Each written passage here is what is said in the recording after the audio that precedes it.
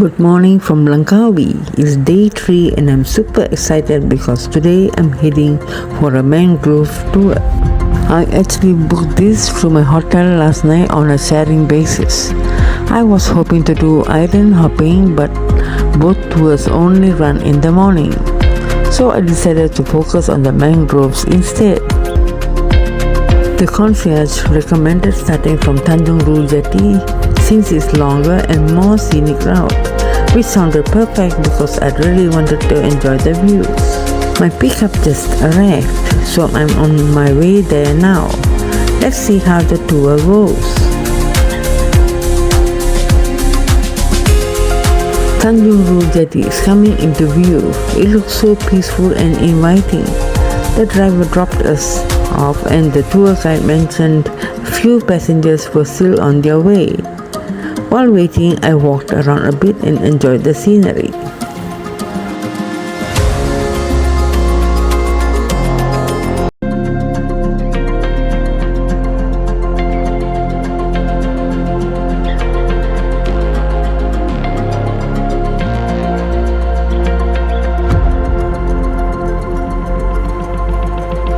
Good morning. Thank you so much. This is what I want. Okay, and thank you so much, especially for those who arrived earlier, that you need to wait for the rest of the group. So I do. At 10 a.m., the tour guide greeted the group, including me, and briefed us on the itinerary as well as the do's and don'ts during the tour. Alright, so now we're getting ready for the mangrove tour. Walking to the jetty now.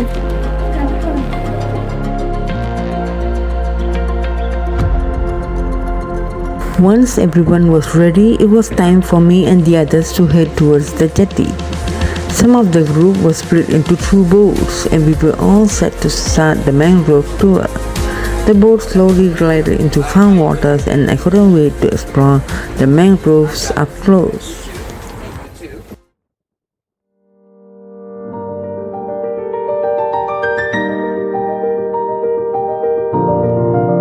Before the wildlife highlights began, our tour guide made a quick stop at the fish farm to pick up a little surprise for one of our friends on the boat. I peeked curiously, wondered what it could be. It definitely caught my attention. Before long, our boat arrived at the first stop of the tour. Looking up, I spotted eagles soaring high above the mangroves, their wings stretched wide as they glided effortlessly through the sky. It was a majestic sight to watch. While we admired them, the tour guide shared some fascinating insights. These are mainly white-bellied sea eagles, but Langkawi is also home to the crested serpent eagle and the Brahmini kite. He explained why these eagles are here. Langkawi's mangroves, rivers, coastline provide the perfect habitat with plenty of fish and safe nesting areas. The guide also shared the history. The island's name comes from Halang, the Malay word for eagle, and Kawi, referring to the reddish brown soil. A little later, we got to see them being fed up close. Wow, they swooped right over the water to grab the food, wings outstretched. I couldn't stop watching them as they soared back into the mangroves. Truly breathtaking. Only later did I realize the surprise we picked up earlier at the fish farm was actually meant to lure the eagles down for feeding. What a clever way to get a closer look at these magnificent birds.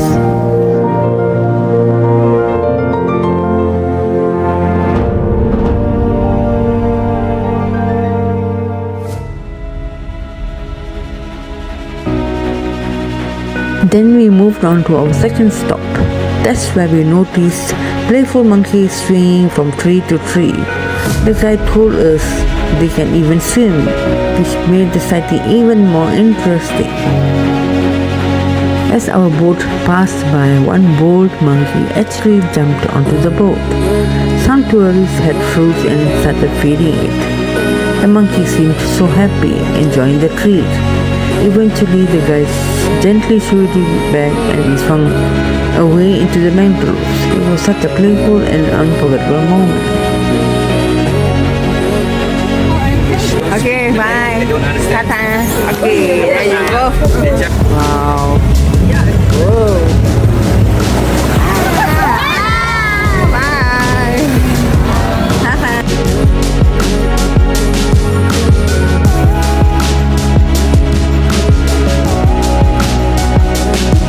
Okay, so we are now going to the Crocodile Caves.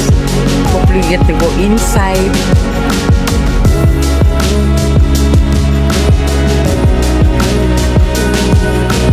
Our third stop brought us to the famous Crocodile Cave along the Kilim River.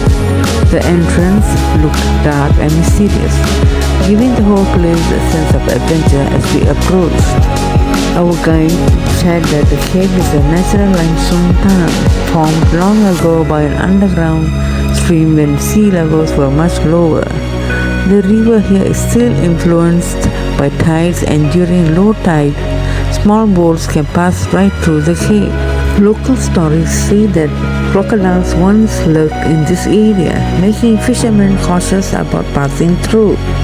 From certain angles, the rock formation even resembles a crocodile's head, which is how the cave got its name.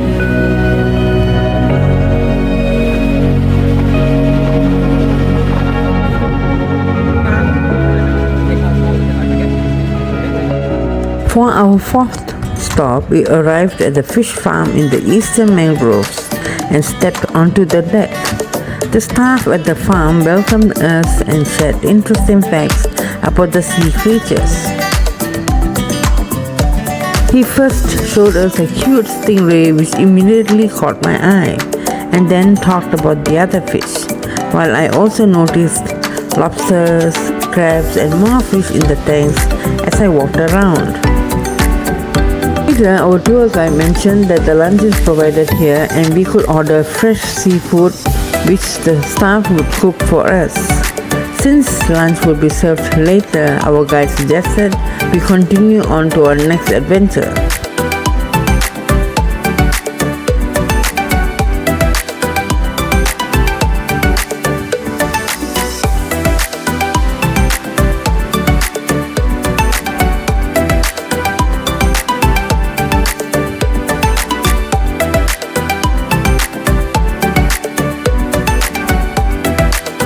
Our fifth stop was the Bat Cave located along the eastern mangroves. We took a short boat ride to get there. I paid a small 2 ringgit entrance fee and stepped onto the wooden platform before heading inside.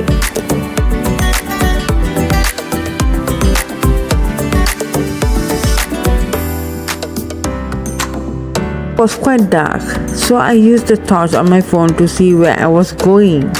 Looking up, I saw bats hanging quietly from the ceiling.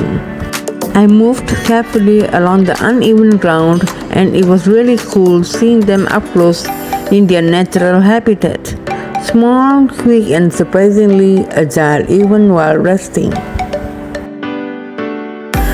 Coming out of the cave, I crossed a small bridge surrounded by lush mangroves with sunlight filtering through the leaves. I paused for a moment to enjoy the view before heading back to the boat to continue the tour.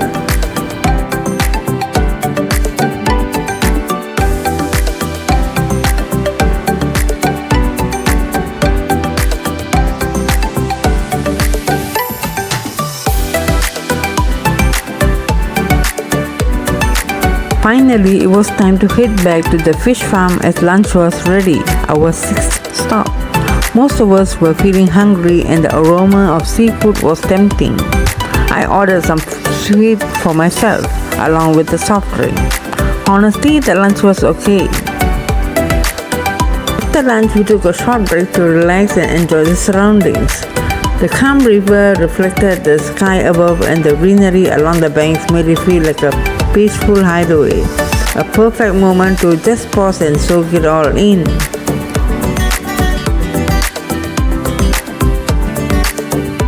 Our seventh stop was a quick photo at the Kilim Geoforest Park sign, marking the entrance to this UNESCO Geopark. The park is famous for its mangroves, rivers, and limestone cliffs or karst formations shaped over thousands of years. While we didn't explore the full park or its dramatic cliffs today, our boat cruised along part of the Kilim River, giving us beautiful glimpses of the mangroves and the smaller limestone outcrops along the way. Even just stopping for a photo at the sign felt special, a lovely reminder that we were in this unique and protected part of Langkawi. Now for the exciting part, our 8th stop, the Andaman Sea. We cruised into its clear turquoise waters which stretch between the coasts of Thailand, Myanmar and Malaysia. As we left the mangroves behind, the open sea opened up all around us, dotted with tiny islands sparkling under the sun. The endless blue of the Andaman Sea felt incredibly liberating compared to the calm river earlier. Being out here surrounded by its vastness was exhilarating, refreshing and truly unforgettable. A perfect way to experience the wild beauty of Langkawi. Our 9th stop was Gorilla Mountain in Langkawi's Kilim Geoforest Park. From the boat, the rock formation clearly resembles a gorilla's head, an unforgettable sight and a photographer's dream. Our guide pointed it out and we quickly snapped a photo to capture the moment. Surrounded by mangroves and limestone cliffs, this UNESCO Geopark site is truly scenic. Cruising closer, I couldn't take my eyes off the mountain. It's amazing how nature shaped it, and no wonder it's one of Langkawi's most distinctive landmarks. We headed back to Tanjung Rhu Jetty. Our tour guide explained why we didn't do the island hopping tour today. Apparently, there had been a jellyfish incident last month where 2 people were stung, so the tours had been temporarily paused for safety. It made sense, and I was just glad we could still enjoy the mangrove safely. This part of the tour was simply unforgettable. The wild, the stunning views, and even spotting Gorilla Mountain made it so special. And the adventure isn't over yet. Next, we are off to Kota Mahsuri to continue exploring Langkawi. I am at Kota Mahsuri, also known as Makam Mahsuri, one of Langkawi's most meaningful cultural and historic sites. Developed in early 1980s, this heritage complex was created to preserve the story of the legendary Mahsuri while showcasing Langkawi's history, traditional Malay artifacts and local culture. Purchased my entrance ticket and stepped inside, excited to explore the exhibits and begin my journey into the legend that has shaped this part of the island.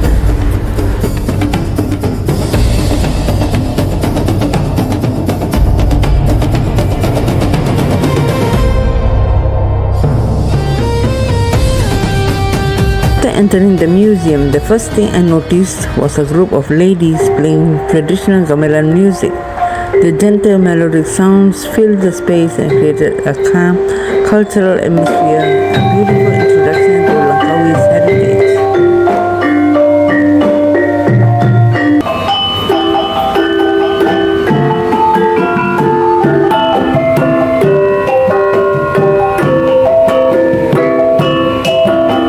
Further inside, I came across a detailed diorama showing villagers gathered around a congkak board. The scene beautifully captures moments of traditional village life, giving a glimpse into how people once spent time together and preserved their customs. There was also a traditional music band set up on display. Even though no one was performing at that moment, seeing the instruments up close made it easy to imagine the lively music and celebrations they would normally accompany. Throughout the museum, there were various exhibitions showcasing artifacts and cultural items that reflect Langkawi's heritage. Some areas then allow photography, which made the experience feel even more special and preserved. There was also a short play and visual presentation telling Mahsuri's story, bringing her legend to life in a very engaging way. After exploring the museum, I walked outside toward Mahsuri's tomb, her final resting place. The pathway is lined with lush greenery, creating a calm and inviting atmosphere. According to legend, Mahsuri was a beautiful maiden who was falsely accused of adultery and sentenced to death. Before she died, she placed a curse on Langkawi, declaring the island would face 7 generations of misfortune. Standing at her tomb, surrounded by tranquil greenery, you can almost sense the depth of her story. The serene atmosphere invites a quiet reflection, making this a truly unforgettable part of Langkawi's history and culture. After finishing the museum and tomb, I stepped outside to explore the grounds. The open-air layout gives a real sense of Langkawi's village life, with pathways leading through landscaped areas, traditional buildings and cultural displays. It felt like stepping back in time. One of the first things I noticed was a display of lembing, traditional Malay spears used in historical times. Seeing these weapons up close added a fascinating layer to understanding the martial culture of the tradition and how villagers would have defended themselves.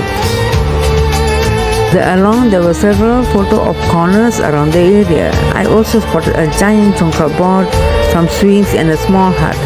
Nice spots for capturing memories.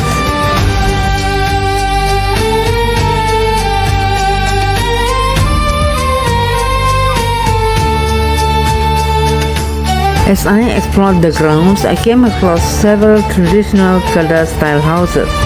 One of these is a replica of Mahsuri's own home, giving a glimpse into how she and her family would have lived centuries ago. The stilted wooden structure with its sloping roof and simple design reflects the lifestyle of her time. The other houses are authentic examples of traditional Malay village architecture, showcasing craftsmen, open verandas, functional kitchens, and the everyday life of families in Kedah. Together, these homes tell a vivid story of rural life, connecting Mahsuri's legend to the broader culture of the island.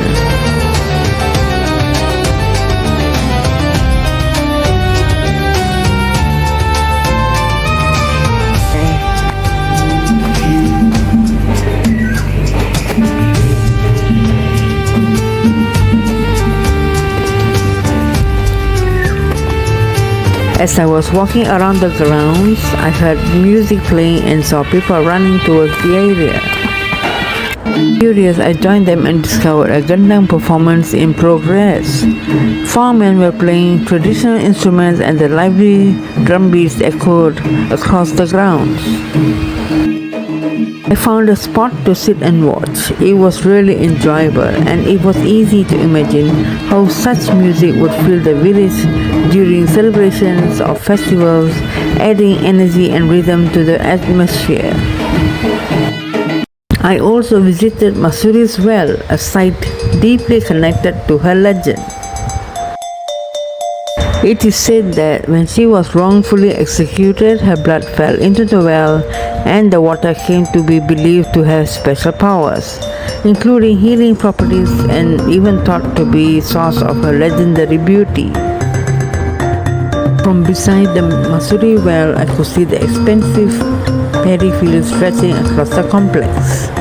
The vibrant green wax paddy swayed softly in the breeze, giving the area a peaceful kampong-like charm. With Mahsuri's legend entombed, the traditional houses, lively gendang music and the tranquil paddy fields, Kota Mahsuri paints a vivid picture of Langkawi's past, letting visitors truly connect with the island's history and culture. After leaving Kota Mahsuri, I noticed a narrow path winding towards the paddy fields and decided to follow it. In the distance, the majestic Gunung Raya rose above the horizon, its forested slopes providing a stunning backdrop to the peaceful countryside. The fields swayed gently in the breeze and small irrigation channels caught in the sunlight, adding a sparkling touch to the landscape.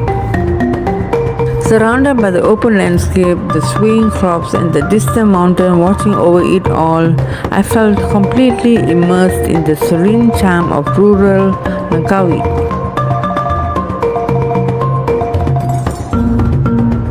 continued along the narrow path through the paddy fields, I came across a hidden gem, Dangau Langkawi.